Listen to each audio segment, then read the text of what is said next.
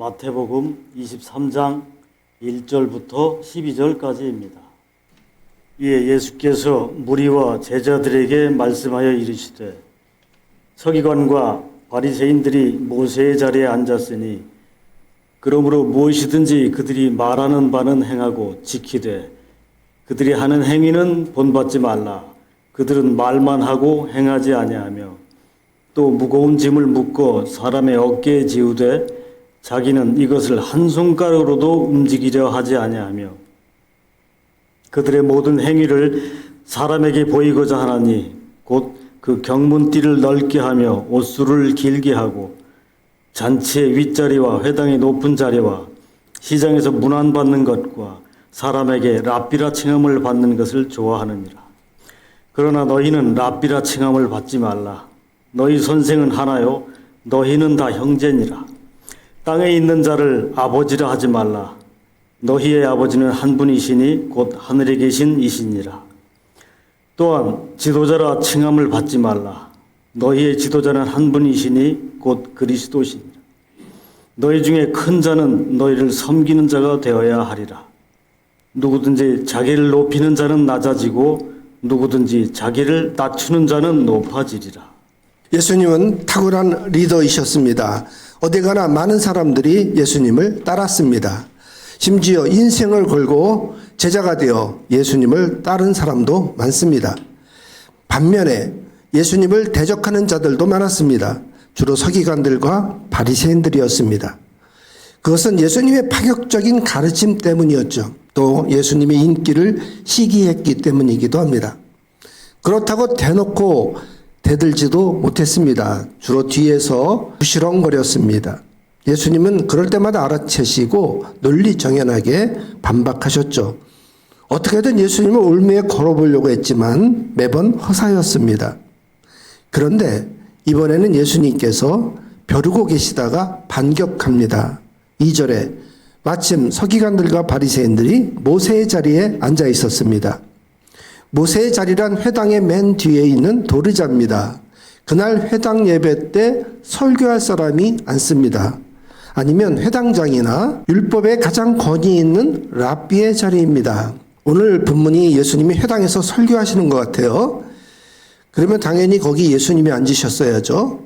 그런데 지금 서기관과 바리새인들이 그 자리를 차지하고 있었던 겁니다. 예수님은 서기관과 바리새인들 들으라고 말씀하셨습니다. 그렇다고 서기관과 바리새인들에게 직접 말씀하신 건 아닙니다.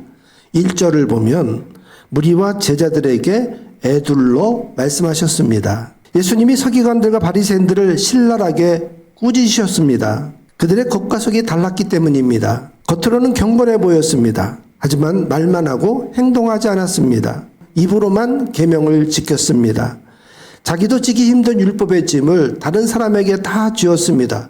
그리고 자기들은 손가락도 움직이지 않았습니다. 경문띠를 넓게 하고 다녔습니다. 경문은 성경 구절을 적은 쪽지를 넣은 작은 상자입니다. 이거를 이마에나 손목에 메고 차고 다녔습니다. 가죽끈 가느다란 걸로 이렇게 여기다 맸으면은 여기까지 지그재그로 해서 매듭을 이 위에다가 맸죠. 그러니까 경문의 끈이 이렇게 보이게 돼 있어요. 근데 이것을 남들에게 과시하려고 가죽끈을 넓게 만들어서 차고 다녔다는 거예요. 또 옷수를 길게 늘어뜨렸습니다. 남자의 옷 귀퉁이에 흰색과 청색 실 8가닥과 5매듭으로 수를 달았습니다. 이 술은 하나님의 언약을 기억하고 다닌다는 의미로 차고 다녔습니다. 장터에서 인사받기를 좋아했습니다. 자기를 랍비라고 불러주기를 바랐습니다. 랍비는 율법을 가르치는 선생이죠. 유대인들은 이 랍비를 가장 존경했습니다. 랍비가 되려면 에시바라고 하는 대학원 과정을 마쳐야 됩니다. 히브리어와 아람어로 토라와 탈무드 같은 그런 유대 문헌들을 원어로 읽고 해석할 수 있어야 합니다. 그 외에도 리더십, 역사, 철학, 설교학, 교육학, 상담, 행정 등 실무 훈련을 받습니다. 최종 시험을 통과하면 스미카라고 하는 랍비 소품을 받습니다. 그러나 예수님 당시에는 이런 전문적이지 않았죠. 그때 랍비가 되려면 적어도 50세 이상은 돼야 했다고 합니다. 그러나 예수님 워낙 성경에 해박하시니까 이렇게 젊은 나이에도 회당의 설교를 맡으신 거죠. 서기관과 바리새인들은 잔치의 윗자리를 좋아했습니다. 회당에서는 서로 모세의 자리에 앉으려고 했습니다. 아까도 말씀드렸지만 이 모세의 자리는 회당 맨 뒤에 있는 도리자로 된 붙박이 의자예요. 이 벽에 아예 달라붙어 있더라고요. 그러나 겨우 한 사람 정도 앉을 크기입니다. 그리고 그 모세의 자리 옆에는 토라, 율법을 담는 상자가 놓여져 있었습니다. 앉고 싶은 사람은 많은데 의자는 하나뿐이어서 서로 눈치를 봐야 했던 거죠. 이 의자는 모세의 권위를 잇는다는 상징입니다. 모세가 시내산에서 율법을 받아가지고 내려와 온 후에 백성들에게 시비가 생겼을 때는 그 율법에 의해서 항상 그 자리에 앉아서 재판을 해드렸습니다. 이런 모세의 직분을 계승하겠다고 자처할 만한 사람이 이 회당의 모세의 의자에 앉는 것이죠. 고라라고 하는 사람이 모세의 리더십에 대든 적이 있었습니다. 왜 모세와 아론만 그 거룩한 직분의 특혜를 누리냐고 나도 거룩하다고 도발을 했습니다.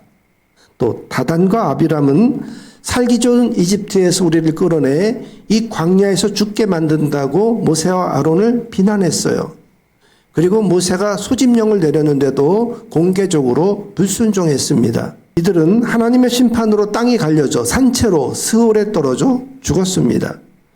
또 고라를 따르던 250명도 향로를 들고 모세 앞에 섰다가 하나님께로부터 나온 불에서 타 죽었습니다. 이스라엘 백성들이 모세와 아론을 원망하자 하나님이 연병을 내려 14,700명이 죽은 적도 있었습니다. 모세의 자리는 아무나 앉을 자리가 아닙니다. 예수님은 아예 랍비라는 자리, 지도자라 칭함도 받으려고 하지 말라고 하셨습니다. 11절에 너희 중에 큰 자는 너희를 섬기는 자가 되라고 하신 거죠. 누구든지 자기를 높이는 자는 낮아지고 누구든지 자기를 낮추는 자가 높아지는 법이라고 하셨습니다. 예수님은 섬김의 리더십을 강조하신 거예요. 그래야 지도자로서 존경을 받는다는 거죠. 어느 단체이든지 리더가 참 중요합니다. 리더는 따르는 자들에게 영향을 끼쳐 변화를 주도하는 사람입니다. 리더가 누구냐에 따라서 그 공동체가 달라집니다. 리더가 신뢰를 잃으면 그 단체는 혼란에 빠집니다. 서기관과 바리새인들은 말과 행동이 달랐기 때문에 신뢰와 존경을 잃었습니다. 그들이 말하는 것은 다 공허해지고 말았죠. 그러나 예수님의 가르침에는 권위가 있었습니다. 지식에도 해박하셨고 진리를 꿰뚫는 통찰력에 많은 사람들이 감탄을 했습니다. 거기에 또 말씀의 권세가 있으셔서 말씀하시는 대로 수많은 기적이 일어났습니다. 귀신이 쫓겨나가고 심지어는 바다도 꾸짖으니 잔잔해졌죠. 예수님의 리더십은 바로 섬김에서 그 힘이 나온 것입니다. 예수님이 십자가에 생명을 내놓으시면서까지 우리를 섬겨주셨습니다. 이게 단순한 섬김이 아닙니다. 2021년 8월에 아프가니스탄의 탈레반이 장악을 했습니다. 결국 미군이 철수하면서 대탈출이 시작되었습니다. 우리나라 대사관 직원들이 간신히 극적으로 탈출했지만 한국 정부에 협력을 했던 현지 직원들과 그 가족들은 생사가 위험했습니다. 대한민국은 이들을 구출하기 위해서 미라클 작전이라는 작전을 벌였습니다. 이런 위기 때는 탁월한 리더의 결단이 정말 중요합니다. 대사관 경호단장이었던 류부열 단장과 그 직원들이 목숨을 걸고 다시 카불 공항으로 들어갔습니다. 한국 군군은 수송기 2대를 카불 공항에 보냈습니다. 죽음의 고비를 넘기면서 탈레반과 협상하여 극적으로 390명을 구해낼 수가 있었습니다. 이 미라클 작전은 그 성공이 기적입니다. 또 이 390명을 대한민국에 정착하도록 도와줬습니다. 그래서 그들의 눈물로 감격하며 고마워합니다. 감사의 차원이 다른 거예요. 왜냐하면 생명을 걸고 베풀어준 은혜였기 때문인 거죠. 작전을 세운 정부와 카불 공항에 뛰어든 대사국 직원들 그리고 한국 공군들의 결단이 빛났습니다. 이 작전 성공에는 위기를 극복해낸 탁월한 리더십 때문이었습니다. 지난 여름 수련회 때 말하는 법을 따로 배워야 한다고 했습니다. 말은 태어나면 저절로 배워지지만 말하는 법은 따로 배워야 된다는 것이에요. 이와 같이 리더십도 천부적으로 타고나는 게 아닙니다. 이것도 부단히 공부해야 되는 거예요. 갓난아기 빼고는 리더가 아닌 사람은 없어요. 살면서 누군가에게 영향을 끼치게 됩니다. 나이가 들면 가족들을 또 이끌어야 되죠. 그러니까 말하는 법을 배워야 하듯이 리더십도 인생의 필수 과목입니다. 이 리더십은 주로 경영학 이론으로 발전해 왔습니다. 기업들은 어떻게 하면 생산성을 높이는가, 어떻게 하면 돈을 더 많이 벌 수 있는가에 관심을 두게 되었죠. 그러다가 리더가 가장 중요하다는 것을 발견해요. 처음에는 탁월한 리더십을 갖고 태어난 사람들을 찾았습니다. 카리스마를 발휘하고 결단력, 자신감이 넘치는 그런 사람을 찾았어요. 그러다 이 리더십이 타고나는 게 아니구나라는 것을 깨닫습니다. 두 종류의 리더가 있어요. 하나는 일에 관심을 두는 리더, 또는 인간관계에 관심을 더 두는 리더가 있습니다.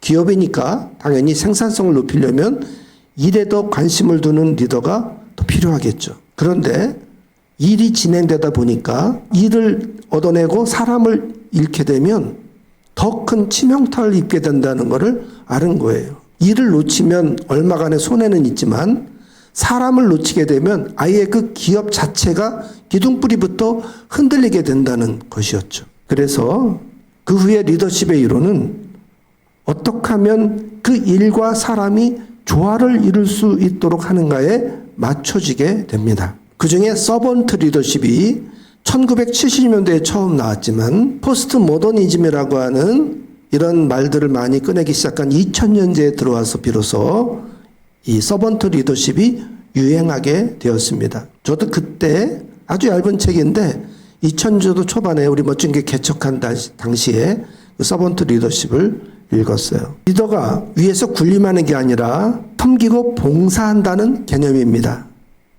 그 후에 이 리더십 이론들은 셀프 리더십, 진성 리더십, 감성 리더십, 요즘에는 뭐 데이터 리더십 뭐 이렇게 말하더라고요. 이게 계속 리더십의 트렌드가 시대의 변화에 맞춰서 발전되고 변화해 왔습니다. 그런데도 이 서번트 리더십의 이론이 여전히 유효하게 가치를 갖고 있다는 거예요. 다른 리더십의 이론들은 유행처럼 흘러가고 그냥 지나가면 잊혀지는데 이 섬김의 리더십만큼은 계속 기업들 속에 뿌리 깊이 존재하고 있습니다.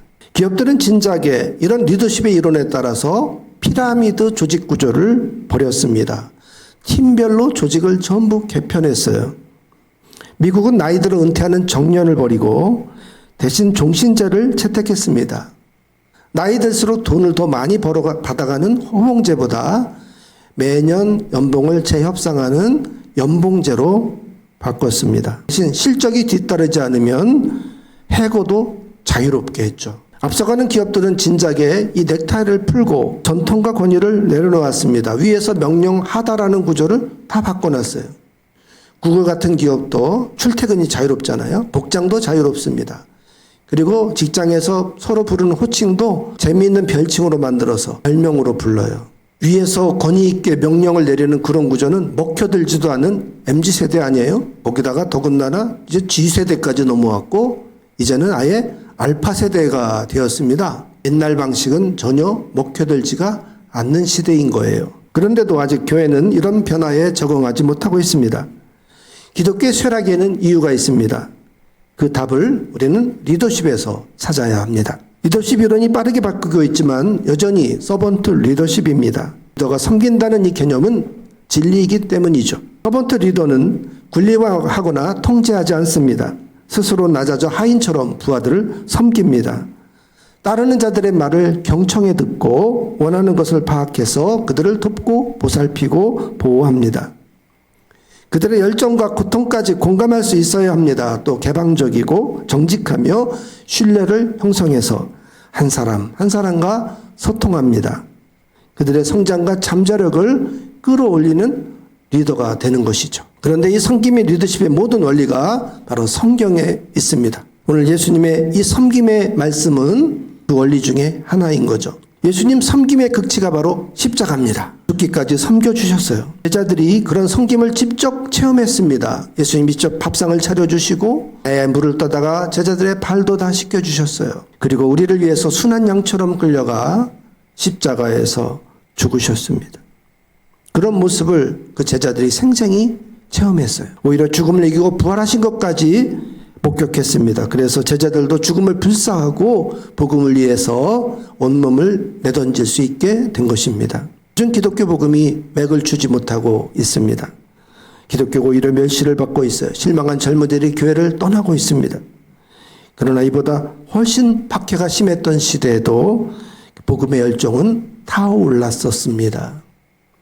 우리가 시대를 탓하고 환경을 탓하면서 주저앉을 수 없다는 말씀인 거죠.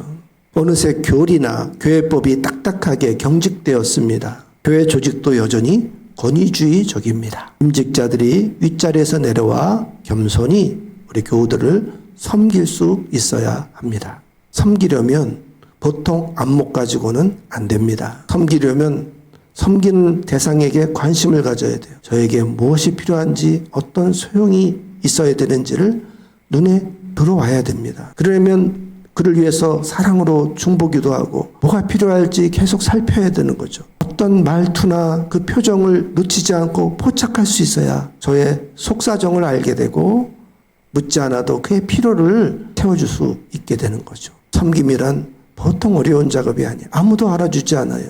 표도 나지 않아요. 그런데도 이 섬김이야말로 오늘날 우리 한국교회가 회복해야 될 가장 중요한 가치입니다. 대접을 받으려고 하기보다 먼저 섬깁시다. 서로 섬기는 교회를 우리 만들어 갑시다.